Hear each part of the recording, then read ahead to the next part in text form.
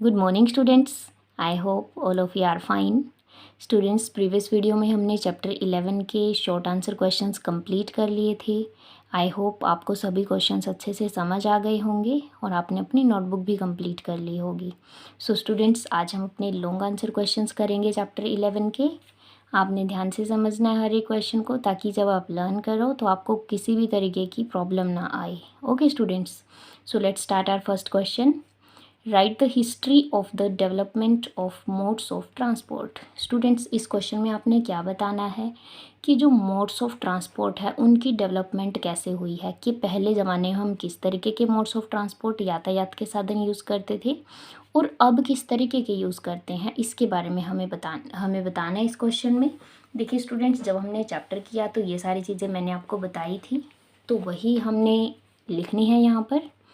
देखिए आंसर में कैसे लिखेंगे हम। In earlier times people travelled on foot from one place to another. पहले टाइम में क्या होता था स्टूडेंट्स, लोगों को अगर एक जगह से दूसरी जगह पर जाना होता था तो वो पैदल ही चले जाते थे, फुट पर ही चले जाते थे। They carried goods like food items on their back. अगर उनको कोई सामान लेकर जाना होता था तो वो अपनी कमर पर लेकर चले जाते थे, बैक पर, अपने बैक पर लाद लेते थे उसको, फिर चले जाते थे। With time people domesticated animals and use them to carry loads. फिर समय के साथ क्या हुआ, थोड़े टाइम के बाद क्या हुआ स्टूडेंट्स, लोग अपने घरों में जानवरों को पालने लग गए, जैसे हॉर्स वगैरह जो होते हैं, काऊ होती है, ओक्स वगैरह होते हैं, और जो डंकीज़ वगैरह होते हैं। फिर उन एनिमल्स का यूज़ ये लोग किस में करने लग गए, as a mode of transport. It means जो सामान वगैरह होता था वो फिर जानवरों के ऊपर लाद कर ले जाने लगे। स्टूडेंट्स खुद भी उनके ऊपर, जानवरों के ऊपर बैठ कर जाने लगे। To travel through water routes, human beings initially tied logs of woods and floated them on water. Later they gave curved shape to logs to make boats. देखिए स्टूडेंट्स, अगर उनको पानी के रूट से जाना होता था ना, तो क्या करते थे, लकड़ी के लोग्स होते थे उनको बांध लेते थे। फिर उसको, जो आपको पता है कि लकड़ी जो होती है, वुड जो होती है, पानी में फ्लोट करती है, तो वो जो लकड़ी के लोग्स होते थे उनको पानी में तैरा देते थे, फिर उसके ऊपर बैठ जाते थे स्टूडेंट्स। इस तरीके से वो एक मोड ऑफ ट्रांसपोर्ट बना लेते थे अपना। फिर क्या हुआ स्टूडेंट्स, उन्होंने इन लोग्स ऑफ वुड को एक कर्व शेप दे दी, गोल गोल शेप दे दी, जिसको हमने बोट का नाम दिया। ओके स्टूडेंट्स, किश्ती का नाम दिया जिसको। Later they gave curved shape to logs to make boats. Okay, फिर क्या हुआ, thereafter the invention of the wheel took place, wheel made the lives of people comfortable.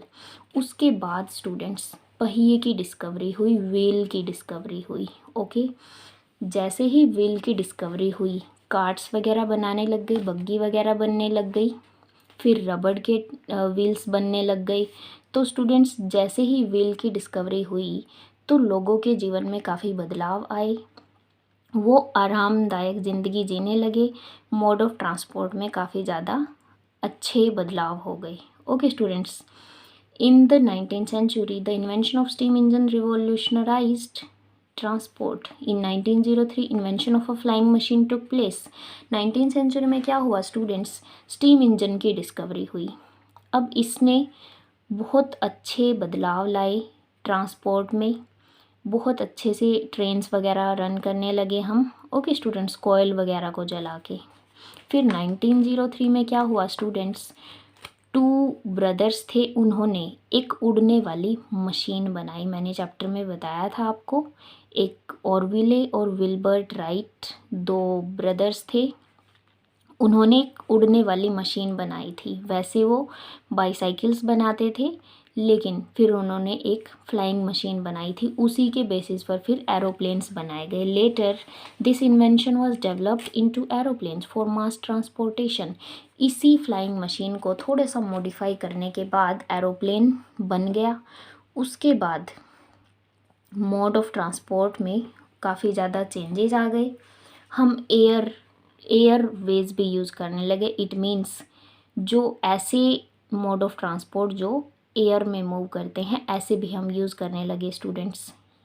There after invention of superfast trains, metro trains, mono rails and rocket etcetera took place. उसके बाद superfast trains की invention हुई, metro trains, monorails बन गई, rockets वगैरह बन गए। Okay students, तो इस तरीके से पहले के समय में और तरीके के मोड्स ऑफ ट्रांसपोर्ट हम यूज़ करते थे और अब के टाइम में दूसरे तरीके के यूज़ करते हैं स्टूडेंट्स। तो बदलाव के बाद ये हुआ है। Okay, so this was our first question. Now let's come to second question. Describe a correct method of measuring the length and width of a playground using a measuring tape. Students, इस question में आपने क्या बताना है? आपने measuring tape का use करके, नापने वाली टेप का यूज़ करके आपने एक प्लेग्राउंड की लेंथ भी बतानी है और विड्थ भी बतानी है स्टूडेंट्स। देखिए, इसमें हम एक थ्रेड का यूज़ करने वाले हैं स्टूडेंट्स। मैं आपको लेंथ मेज़र करना सिखा देती हूँ, बिल्कुल सेम मेथड से विड्थ भी मेज़र हो जाएगी।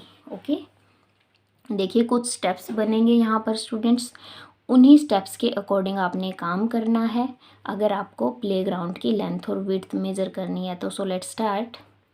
टेक अ यार्न, यार्न को आप थ्रेड भी बोल सकते हैं, यार्न ऑफ कॉटन और वूल। आपने एक धागा लेना है स्टूडेंट्स, कॉटन का या फिर वूल का, ऊन का। ओके स्टूडेंट्स, सेकंड क्या करना है आपने? Ask your friend to hold one end of the yarn and stand at one corner of the playground. आपके फ्रेंड को आपने क्या दे देना है?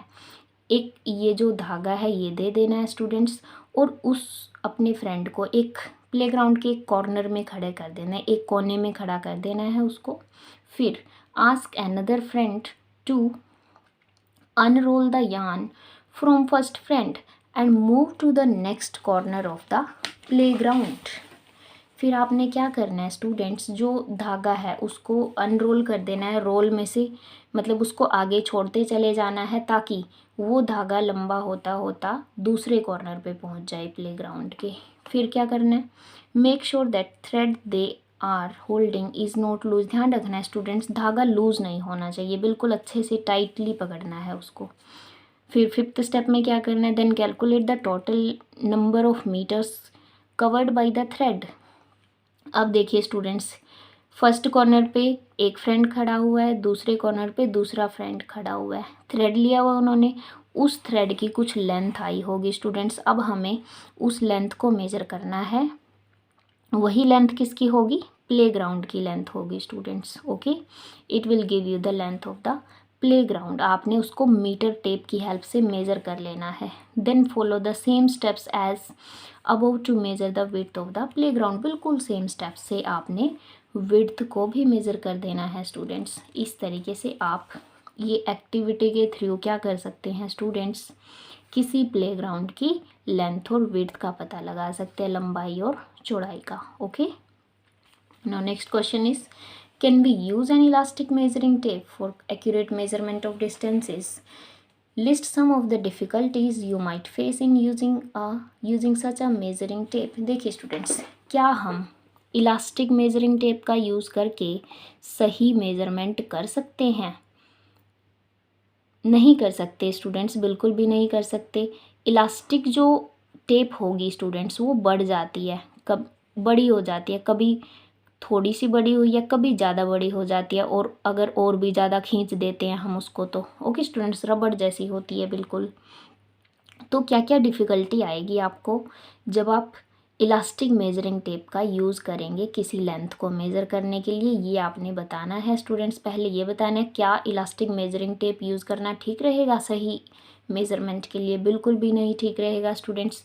No, elastic measuring tape can not be used for accurate measurement of distances.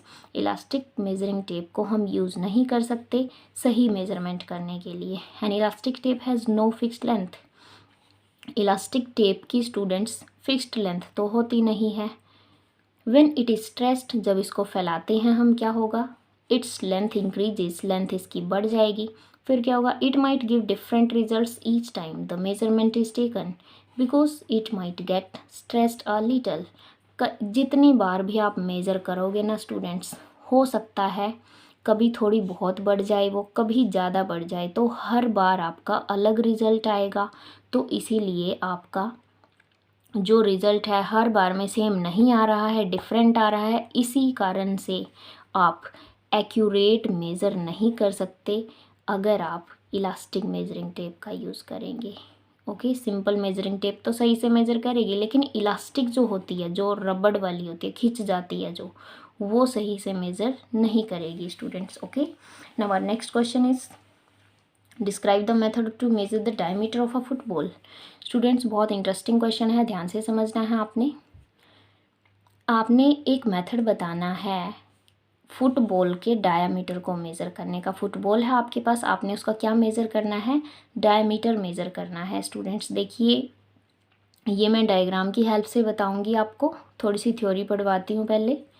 For measuring the diameter of a football we need 2 wooden blocks और 2 bricks and keep the football between them on a table. Table के ऊपर आपने क्या रखना है students, 2 wooden blocks लेने हैं या 2 ब्रिक्स ले सकते हैं आप। लकड़ी के 2 ब्लॉक ले लीजिए या 2 ईंटें ले लीजिए, उनके बीच में आपने फुटबॉल को रखना है students. Okay, make sure that arrangement is not tight, ध्यान रखना है कि ज़्यादा टाइट ना हो अरेंजमेंट हमारा। Then using a metre scale we can measure the distance between the inner edges of the blocks. This length will tell us the diameter of the football. The figure is shown as, figure बताती हूँ मैं आपको अभी। Metre scale का use करते हुए क्या करना है आपने, जो अंदर वाले किनारे हैं ना वुडन ब्लॉक्स के, उनके बीच की लेंथ को आपने मेज़र कर लेना है। तो आपका क्या आ जाएगा स्टूडेंट्स, ये आ जाएगा आपका डायमीटर ऑफ फुटबॉल। मैं डायग्राम की हेल्प से बताती हूँ आपको। देखिए, ये आपकी फुटबॉल है। ओके, आपने 2 वुडन ब्लॉक्स लिए यहाँ पर, इनके बीच में इस फुटबॉल की जो हमारी फुटबॉल है इसको आपने रख दिया स्टूडेंट्स। अब क्या किया आपने, ये जो अंदर वाले इनर एंड्स हैं इन ब्लॉक्स के, इनके बीच की ये वाली डिस्टेंस मेज़र कर लो, और यही तो होता है डायमीटर। इसका बॉल का डायमीटर भी कितना होगा, यही वाला तो है। रेडियस क्या होती है किसी सर्कल या स्फीयर के अंदर, ये वाली लेंथ जो होती है। रेडियस क्या होती है, ये वाली सेंटर से बाउंड्री तक की जो लेंथ है। अगर इसको पीछे बढ़ा दो तो ये जो पूरी लेंथ होती है स्टूडेंट्स, इसी को हम क्या बोलते हैं, डायमीटर बोलते हैं स्टूडेंट्स, किसी फुटबॉल का।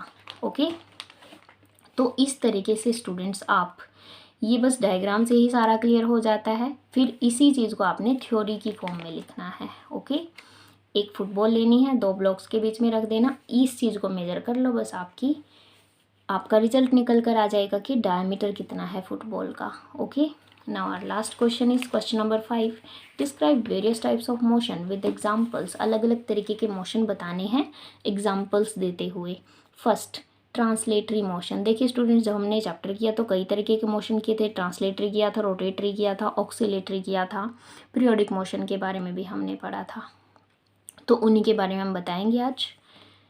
A motion in which every part of a body or an object moves in the same direction by an equal distance at same time is called a translatory motion। देखिए students, ये सारी जो definitions हैं जब मैंने chapter करवाया ये हो चुकी हैं, जस्ट हम इनको अब क्वेश्चन आंसर्स की फॉर्म में लिख रहे हैं। ओके, ट्रांसलेटरी मोशन में क्या होता है, एक ऐसा मोशन जिसमें बॉडी या ऑब्जेक्ट का हर एक पार्ट सेम ही डायरेक्शन में मूव कर रहा होता है, इक्वल डिस्टेंस कर रहा होता है उस टाइम पर। ओके, उसको ट्रांसलेटरी मोशन बोलते हैं।